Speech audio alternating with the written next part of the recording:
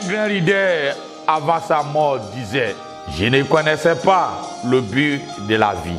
Un autre grand leader disait à ses disciples, cherche la vérité.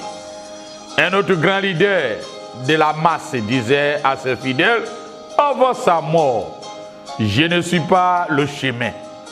Mais Jésus a dit, je suis le chemin, la vérité et la vie.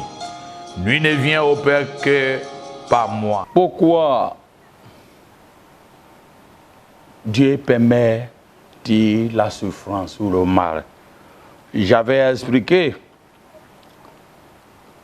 que le dimanche passé, qu'il y a le mal physique.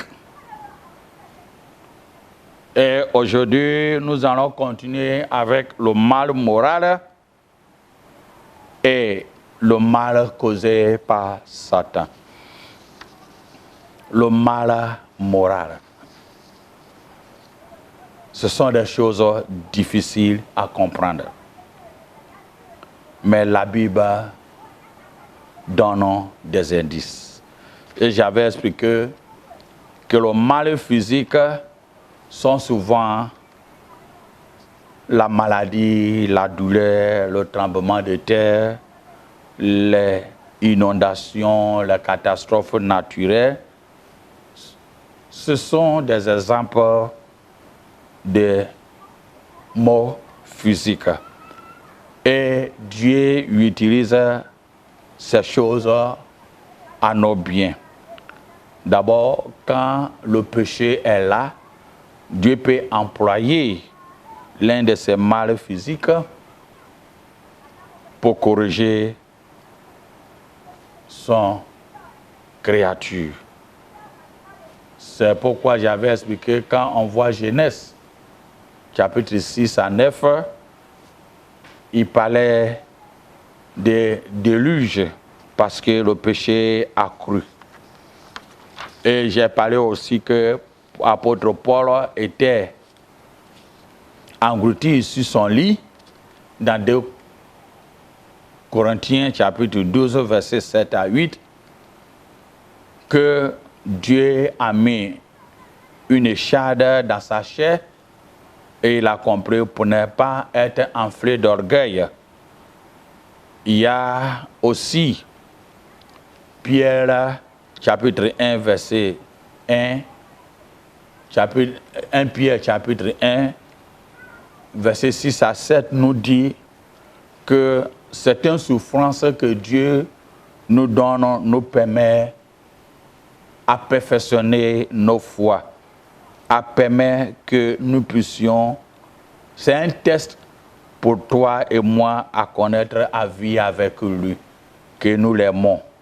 Et j'avais aussi expliqué que les mal physiques, souvent, Dieu utilise pour glorifier son nom, en voyant cet homme né, aveugle né de naissance, dans Jean plutôt, chapitre 7, versets 1 à 3, où les disciples lui posaient la question, est-ce que à cause de son péché, en homme mis à cause, c'est parce que les parents ont désobéi la loi divine que c'est mal?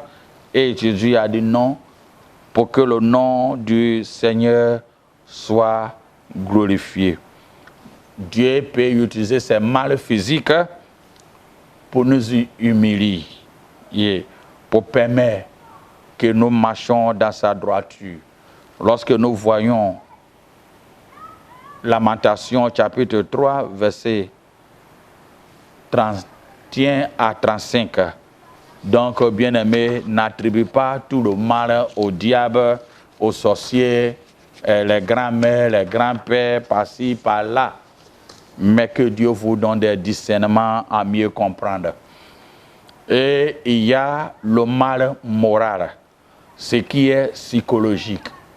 Le mal moral, invisible. Quand nous parlons pourquoi Dieu permet la souffrance, le mal, il y a le mal physique que je viens d'expliquer. Et j'ai dit le dimanche passé, il y a le mal moral. Le mal moral sont invisibles, sont des choses psychologiques. Je donne certains exemples comme le meurtre, l'agression, le terrorisme, la violence, le vol, la cupidité, la corruption, la haine, le racisme, la discrimination, la vengeance, le mensonge, la tromperie, la calomnie, le commérage, l'adultère, le viol et d'autres actes d'immoralité sexuelle. Ce sont que des exemples de mots moraux. Ça fait partie des mots moraux, le mal moral. Et ce mal moral, on voit ça dans Exode chapitre 20, verset 12 à 17, Deutéronome 16, verset 19, et 1 Chronique 22, verset 8, Ésaïe chapitre 2, verset 4, Marc 7, verset 21 à 22. Et on voit aussi Romains 12, verset 17 à 19. La liste continue. Le mal moral est causé par notre état du péché et notre rébellion contre Dieu. C'est le résultat de l'ignorance des 10 commandements pour le peuple du Juif. Dans Exode chapitre 20, verset 1 à 17, et du commandement de Jésus, aimer ton prochain comme toi-même, dit Matthieu 20, chapitre 22, verset 35 à 40, et Romains 13, verset 9, et Jacques 2, verset 8, ainsi de suite, font partie le mal moral, qui est le péché et la rébellion contre Dieu, au fait de rejeter la loi divine, la parole, à ne pas obéir sa parole, permet que ces mal arrivent. À tout prix, nous devons essayer d'éviter de participer au mal moral. Nous devons également éviter la tentation de riposter ou de nous venger. Voire même Lévitique 19, verset 18, Matthieu 5, verset 43 à 48, Luc 17, verset 1 à 2, Marc 9, verset 43 à 47, Luc 17, verset 1 à 2 dit ceci. Jésus dit à ses disciples, il est impossible qu'il n'arrive pas des scandales, mais malheur à celui par qui ils arrivent. Il vaudrait mieux pour lui qu'on mit à son cou une pierre de moulin et qu'on le jeta dans la mer, qu'il scandalisait un de ses petits. Vous voyez, ça fait partie des mal moraux. Nous devons aussi nous causer des souffrances comme conséquence naturelle du péché dans l'imprudence.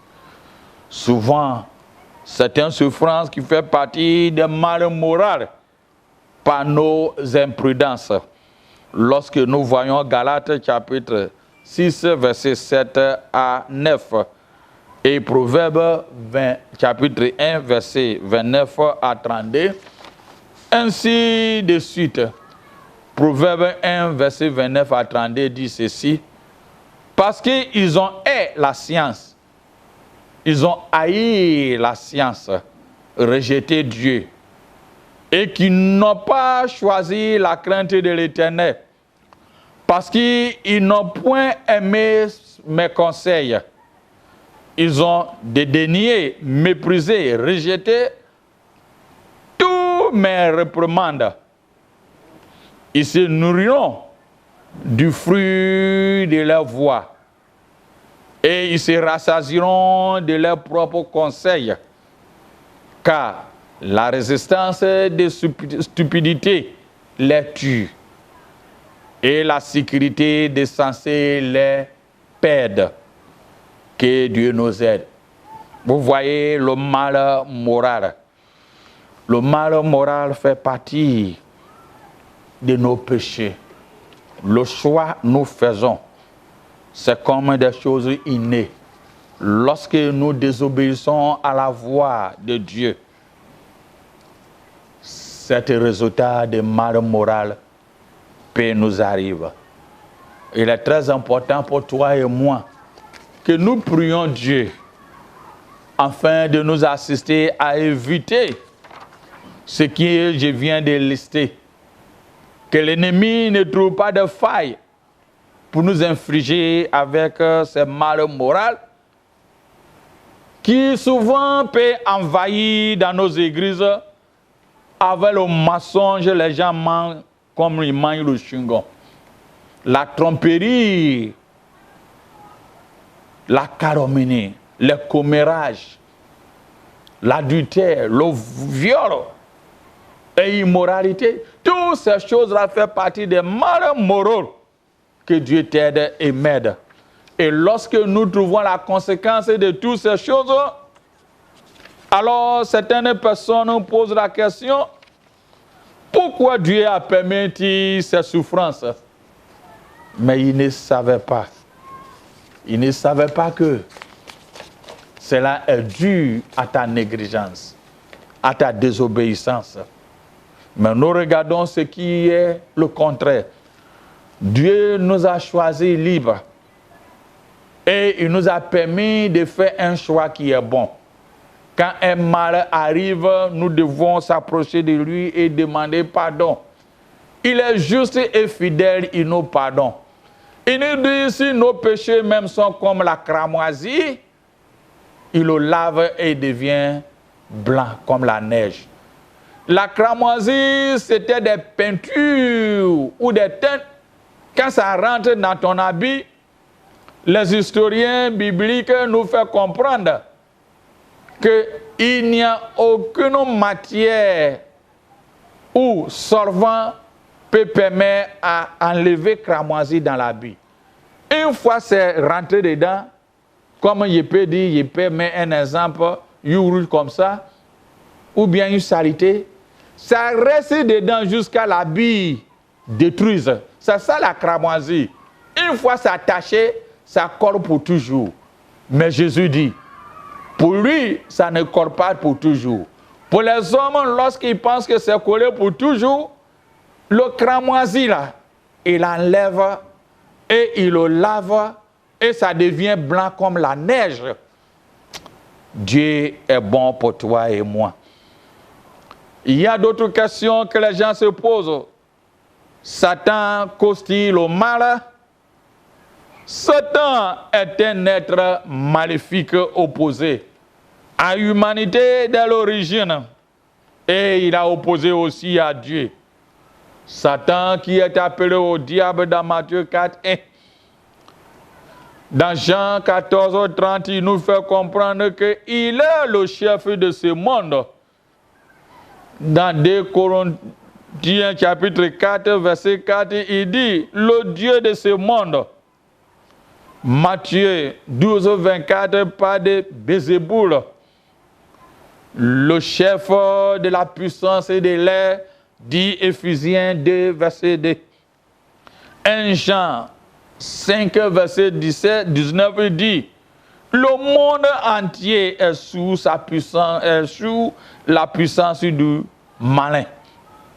Les principales méthodes de Satan sont les tentations, créer le désir de faire ce qui est mal.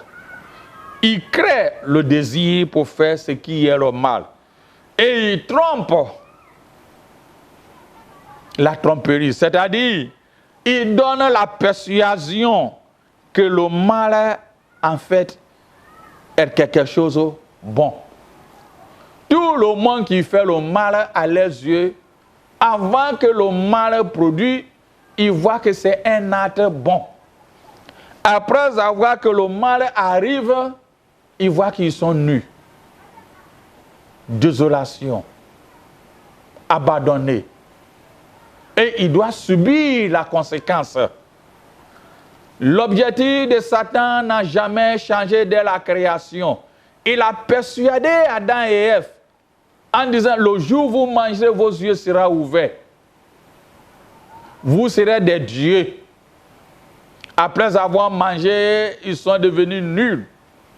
Ils ont vu qu'ils étaient abandonnés. Désolation est arrivée. Ils se sont mis hors de la protection divine. Quand le péché arrive,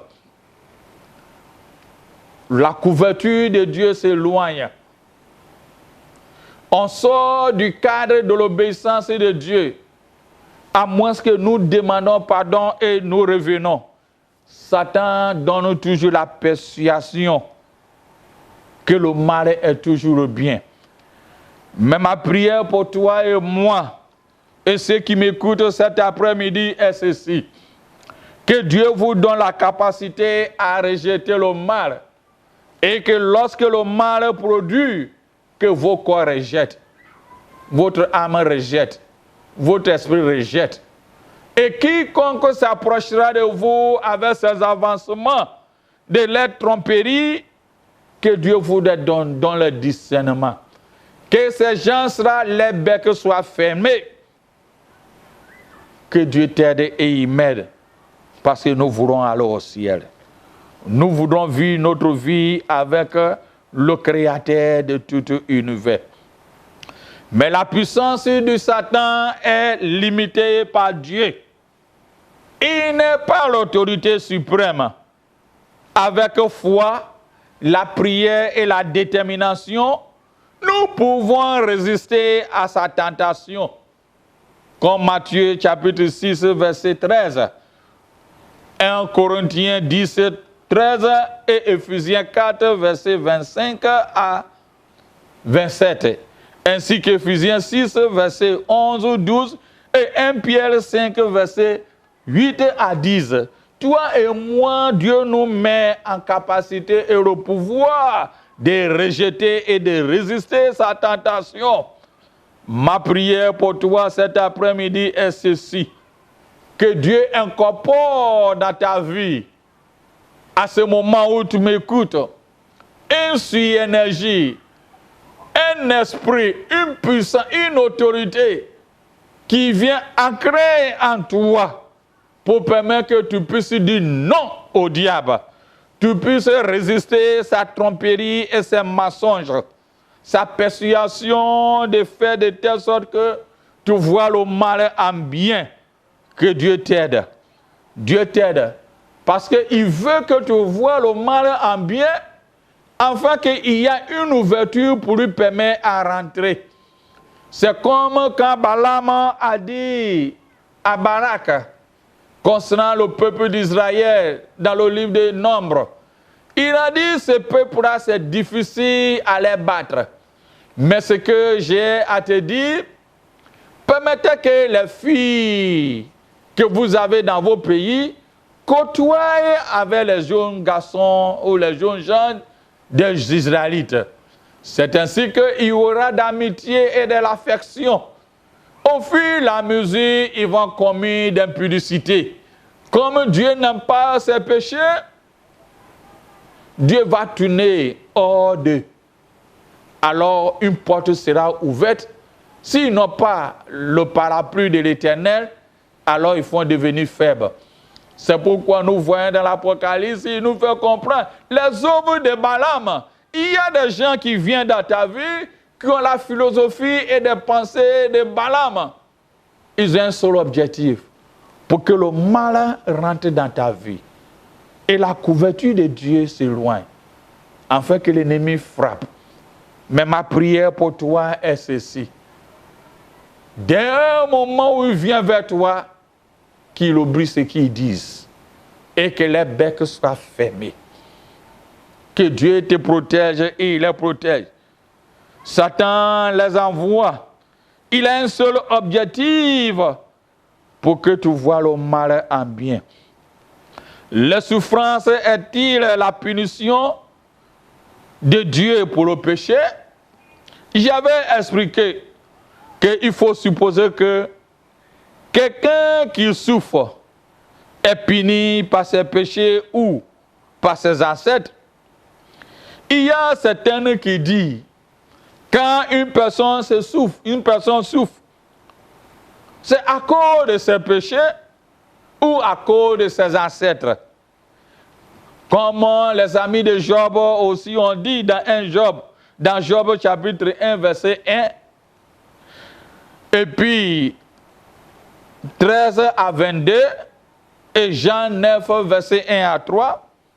Mais je vais vous dire une chose, à l'époque biblique, beaucoup de gens croyaient qu'une personne pauvre, une personne qui est souffrante, est punie par Dieu par ses péchés. À l'inverse, le riche est considéré comme un signe de la faveur de Dieu. Mais le parabole de notre Seigneur Jésus dans Luc 16, verset 19 à 33, nous fait comprendre l'homme riche et Lazare, l'inverse, qui a vu que même le pauvre est au ciel, mais Dieu n'a pas prouvé la richesse. Cela n'est pas dit que la richesse, ceux qui sont riches ne vont pas au ciel. Et ceux qui sont aux pauvres qui vont au ciel, loin de là. On avait beaucoup de personnes dans la Bible qui étaient riches. Apôtre Pierre avait des bateaux que Jésus a utilisés. Nous avons un homme comme Joseph Arimathée qui avait son tombeau qui était déjà fait. Les gens qui sont aisés à son temps et même choisi l'endroit où on va les enterrer. Et de quel enterrement? Mais il a prêté ça à notre Seigneur Jésus. Ils sont des exemples qui nous font comprendre que ceux qui ont la philosophie pour dire il faut être pauvre pour aller au ciel, c'est d'ignorance. Il faut être riche pour aller au ciel, c'est d'ignorance. Il faut garder ta foi pure, marcher dans la droite digne avec l'Éternel. Ce n'est pas en donnant de l'argent ou en faisant pitié qu'il ouvre la porte du ciel pour toi, mais en gardant ta robe digne de son nom et en marcher avec le Seigneur. J'ai dit dès le début que Dieu n'a pas créé le mal, ou il n'a pas permis le mal simplement pour toi et moi pour punir. Bien que Dieu puisse parfois utiliser les mots physiques que je viens d'expliquer pour accomplir son dessein.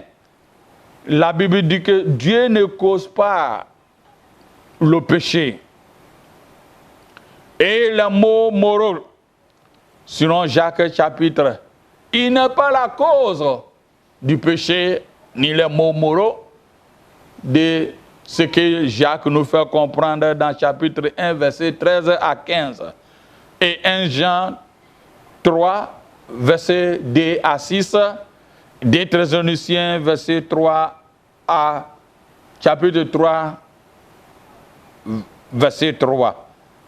Jésus dit que la cause du péché est dans l'esprit de l'homme. Il a dit dans Marc chapitre 7, verset 20 à 23 en disant, c'est ce qui vient à l'intérieur qui vous suit.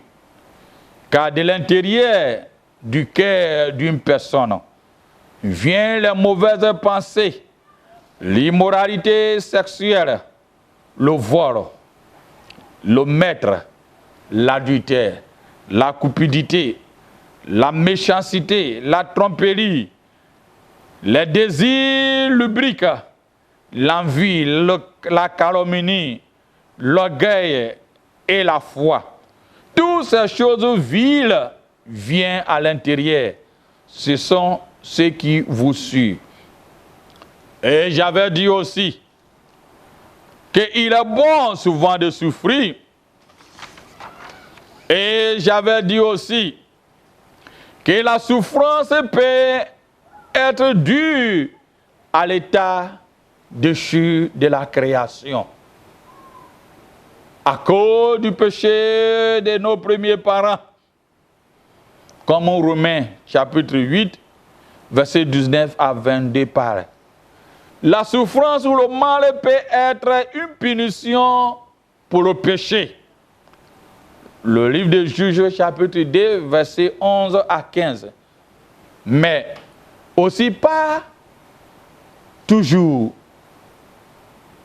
Mais la souffrance aussi, pas parce qu'il y a le mal.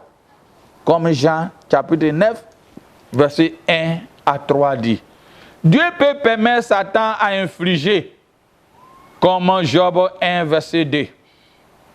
La souffrance peut être une manifestation de la justice de Dieu. Dans Romains 9, verset 19 à 26. Elle peut pousser les péchés à la repentance, comme Psaume 119, verset 71. Elle peut être utile pour faire avancer le royaume de Dieu, selon 1 Pierre chapitre 4, verset 12 à 11. Et il peut nous sanctifier, il permet à nous sanctifier.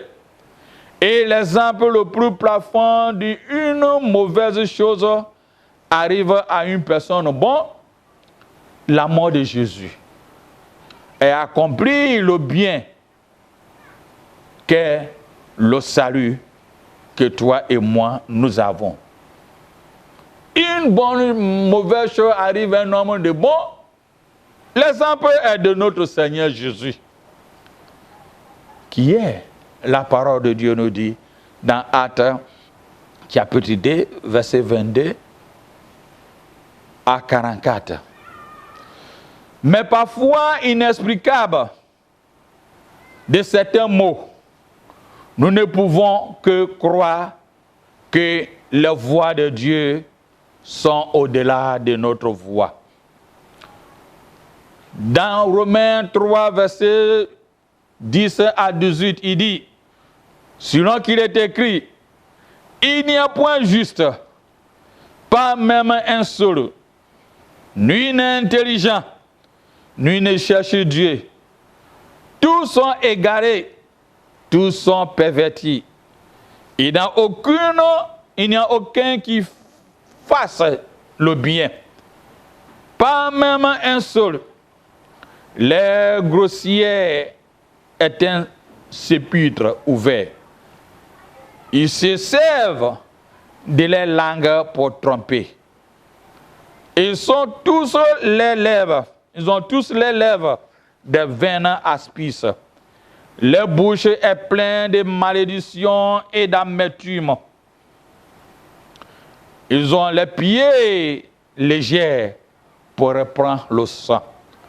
La destruction et le malheur sont sur les routes. Ils ne connaissent pas le chemin de la paix. La crainte de Dieu n'est pas devant les yeux. Que Dieu nous aide. Que Dieu nous aide. Romains 11, 33 à 36, il dit, au profond de la recherche, de la sagesse et de la science de Dieu, que ses jugements sont insondables et ses voies incompréhensibles. Car qui a connu les pensées du Seigneur? Ou qui a été son conseiller?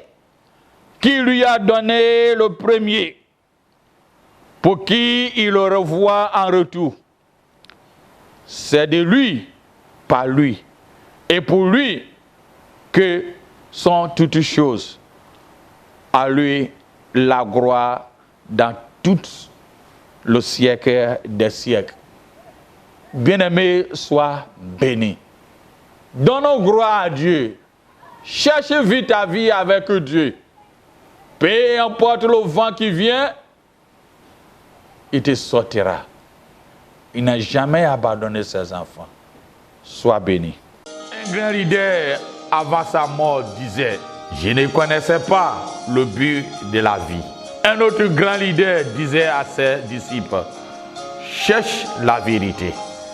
Un autre grand leader de la masse disait à ses fidèles, avant sa mort, je ne suis pas le chemin. Mais Jésus a dit, je suis le chemin, la vérité et la vie. Nul ne vient au Père que par moi.